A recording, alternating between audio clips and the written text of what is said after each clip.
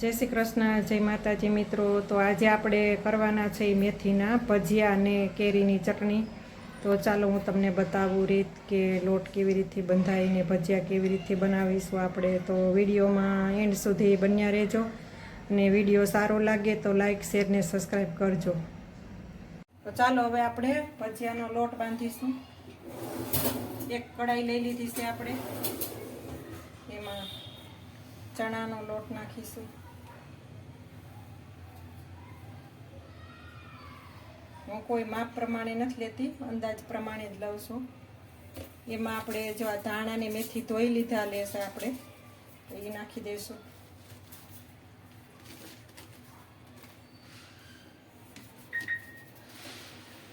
પછી આ મેં આદુ લસણ ને મરચું ને ખાંડી લીધું છે, એ નાખી દઈશું આમાં।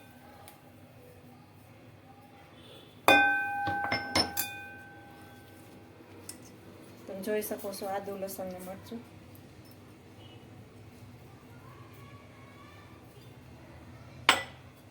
પછી આ મેં તીખાની ભૂકી મેં મિક્સરમાં ક્રશ કરીને રાખેલી છે, 1 ચમચી તીખાની ભૂકી નાખીશું। 1 ચમચી હિંગ નાખીશું।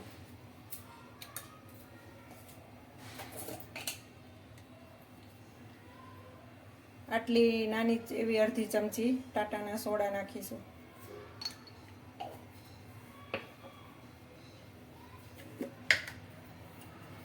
એક ચમચી સ્વાદ અનુસાર મીઠું, મોડું લાગે તો પાછું નાખવાનું। 1 ચમચી નમક નાખ્યું છે મેં। હવે એને પાણીથી લોટ બાંધી લેશું આપણે।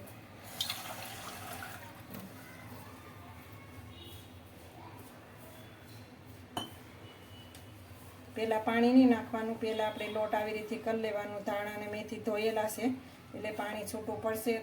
પહેલા તમે પાણી નાખી દેશો તો વધારે ઢીલો થઈ જશે। એવું લાગે તો ઉપરથી પાછો લોટ નાખી શકાય છે।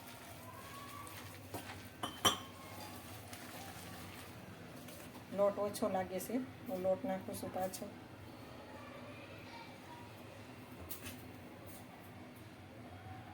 તો આપણો લોટ બાંધીને તૈયાર થઈ ગયો છે। આમાં મેં અડધું ફાડું લીંબુનું પણ નીચવેલું છે। તો આગળની પ્રોસેસ આપણે કરીએ ત્યારે બતાવીશું।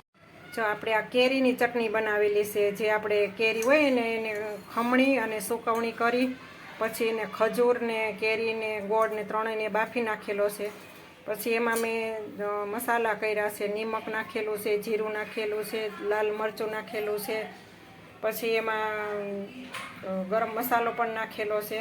આવી રીતથી ચટણી બનાવેલી છે મેં, જોઈ શકો છો તમે, જો કેવી સરસ બનેલી છે આપણી ચટણી।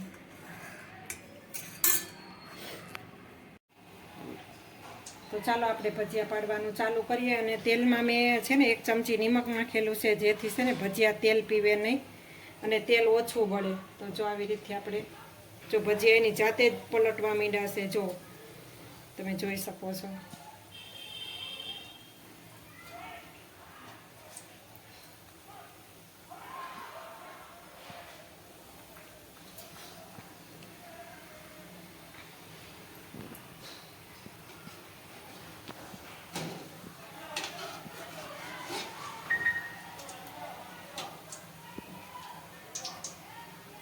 કેટલા મસ્ત ફૂલીને તૈયાર થયા છે આપણા ભજીયા। તમે જોઈ શકો છો, જો આપણા કેવા એકદમ નજીકથી તમને બતાવું, આપણા જાળીદાર એકદમ ફૂલીને સરસ તૈયાર થયા છે, જો મેથીના ગોટા। તો જો આપણા ભજીયા બનીને, ચટણીને ભજીયા બનીને તૈયાર થઈ ગયા છે। તો આવી જ રેસીપી જોવા મિત્રો મારી ચેનલને લાઈક શેર ને સબસ્ક્રાઈબ કરજો। વિડીયો પસંદ આવે તો, સારો લાગે તો કોમેન્ટ જરૂરથી કરજો। Thank you.